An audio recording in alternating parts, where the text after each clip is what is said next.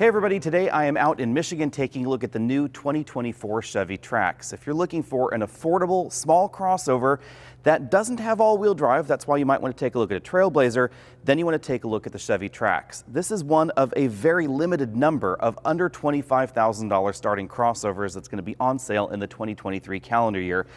This is definitely more practical than something like a Hyundai Venue. This is an awful lot larger, but there obviously are a few reasons you might want to step up into the Trailblazer over something like this, or some reasons why you might want this over the Trailblazer, namely the lower sticker price. This is going to start under $22,000.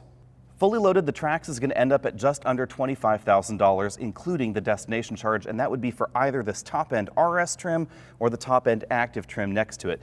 These are both the top-end trims for the Trax. You get to choose which look you like. Most of the versions of Trax you'll find on the dealer lots are actually going to look more like this 2RS trim here, although we're going to find a bit more chrome up front and not all the blacked out accents we find on this model.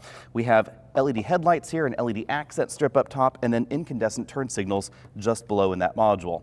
The active trim is the same price as the top-end RS trim, so they're both co-top trims in the lineup, but we have a slightly different look down here with a bit more egg crate going on and definitely a bit of an angrier front end, a little bit more of an off-road, I guess, rugged look than you'd find in the RS trim. Now to the important parts. The new Trax is definitely larger than the outgoing model. It's almost a foot longer. Some of that goes to the back seat and some of it goes to the cargo area, so it's definitely a roomier vehicle inside, and it has a very different presence on the road. This looks sort of like crossover meets station wagon, maybe meets hatchback, especially back here in the rear. It's not quite as boxy, not quite as upright as something like a Kia Soul, which is going to be a direct competitor to this. The new Trax is designed to appeal to a customer that might have traditionally gravitated towards a sedan, but might want to tiptoe into the crossover waters with something that's certainly a lot more practical than any of the subcompact sedans available in America. Moving towards the rear, you can see that the lines of the vehicle give it a bit more of an aggressive haunch than we find in the Trailblazer, also a bit more of a shoulder look right back there in the rear. As you'd expect out of an affordable vehicle, we have incandescent tail lamp modules, no LEDs going on back here, but we do have a rear windshield wiper and definitely a more raked appearance to the hatch than we find in something like a Venue or a Soul. So if you're looking for something that's definitely sleeker, longer looking, you might want to take a look at this. It's really obvious when you take a look at the hatch from the side that this has a little bit more of a horizontal theme with this rear glass, and then we have a very vertical section down here lower. The other beneficiary for the stretch versus the outgoing model is the cargo area, where we find about 12% more space, about 25 cubic feet back here. We have a single stage load floor rather than the two-stage load floor that we find in other Chevy models, but there's still a spare tire under there, and of course there's additional storage space under the floor. There's a rigid style cargo cover rather than the roller style or the flip and fold style, just as you'd expect in a relatively less expensive vehicle. This is a little bit more cargo capacity than you'll find in the current generation Kia Niro, also definitely above the average for this segment. If you take a look at something like a Hyundai Venue, it has considerably less cargo capacity. Spare tire fans rejoice. We do have a compact spare down here, something that's becoming a rarity even in inexpensive crossovers, but you should know that you cannot put that rigid cargo cover actually under the load floor. It's just a bit too big. Jumping into the front seats, you'll definitely notice the different driving position versus the outgoing Trax and some of Chevy's other crossovers. This seating position is a bit more reclined, perhaps a bit more sedan-like, just as you'd expect.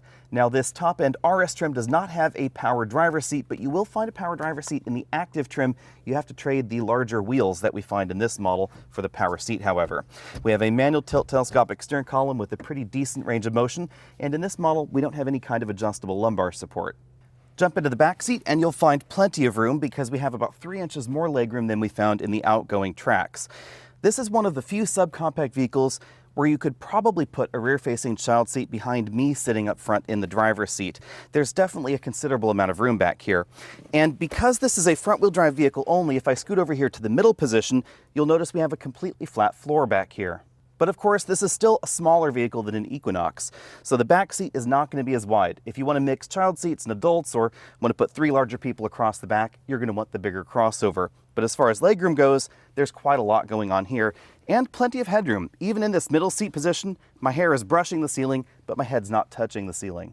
Under the hood, we have a revised version of the 1.2-liter turbocharged engine that we find in the Trailblazer. Apparently, some of the modifications that are used in the Trax will eventually find their way into the Trailblazer as well. This produces 137 horsepower, 162 pound-feet of torque. The big difference between the Trailblazer and the Trax is that this is a bit more focused on that lower price point. So instead of the CVT or the 9-speed automatic we find in the Trailblazer, we find a 6-speed automatic transmission under this hood. And again, just front-wheel drive.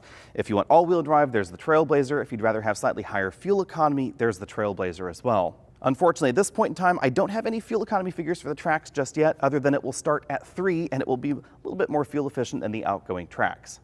Now let's take a quick spin around the interior. If you get the top trims, we do have an available moonroof. Fixed height shoulder belts. You can see in this active trim, we get this attractive yellow trim on the seats, and then we have the active logo embroidered on the headrest. A key difference between this and the Trailblazer is that the front passenger seat does not fold flat. Even in this top end trim with the power driver's seat, this is still a manual seat, but the power driver's seat does have a two-way adjustable lumbar support.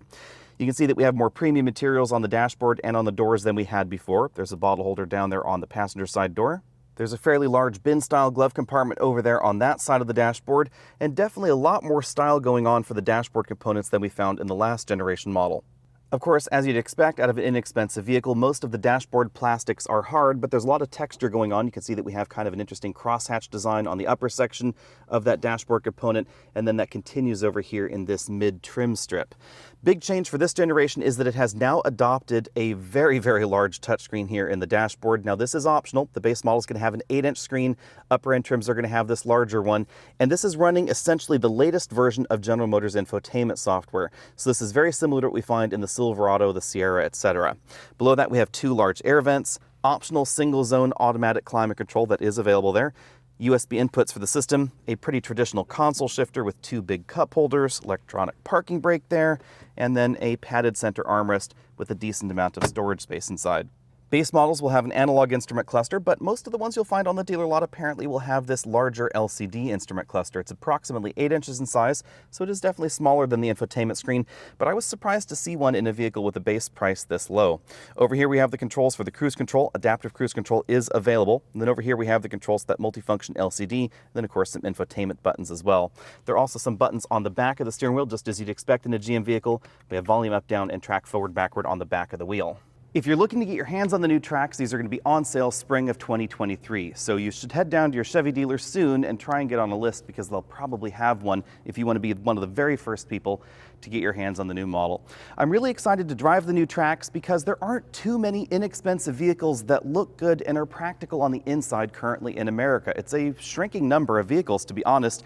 And some manufacturers have completely abandoned affordable transport like the Trax, like the Kona, like the Venue that we find from Hyundai as well. In fact, at this point in time, it really is the Koreans and Chevy that are really taking the fight down here towards the lower sticker prices. And speaking of sticker prices, let me pull out my cheat sheet here. So we have the LS starting at $21,495, and it's going to have a decent amount of standard equipment on it. Obviously, the automatic transmission, the turbocharged engine, that's going to be standard. Autonomous emergency braking with pedestrian detection is also going to be standard, something that we don't find in all of the inexpensive competition.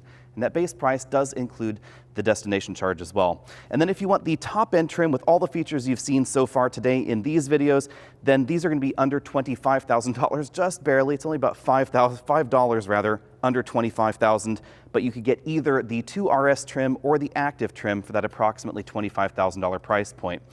That's really important because if you're really worried about that low sticker price, that low monthly payment, etc., this is going to be less expensive to purchase than something like a Niro hybrid because of the hybrid drivetrain.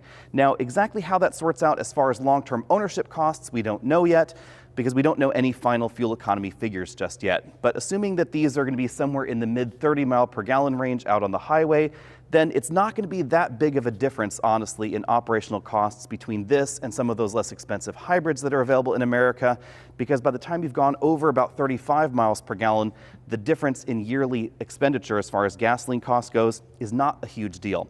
Let me know what you think about all that, and what would you pick if you were shopping in this segment. Are you interested in the Trax? Because I think it looks really good up front. This, I think, is definitely more attractive than the current generation Hyundai Venue, or actually the Kona, even though it's received a recent refresh.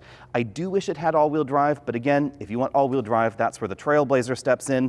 And you do have some decisions to make, because the Trailblazer could be a bit more cargo practical than this with that fold-flat front passenger seat. That's one of my favorite features on that vehicle. But this is still a solid alternative if you don't need all-wheel drive. As always, hit that subscribe button. Find us at Facebook, Twitter, Instagram, all of the social places. I'll see all of you next week.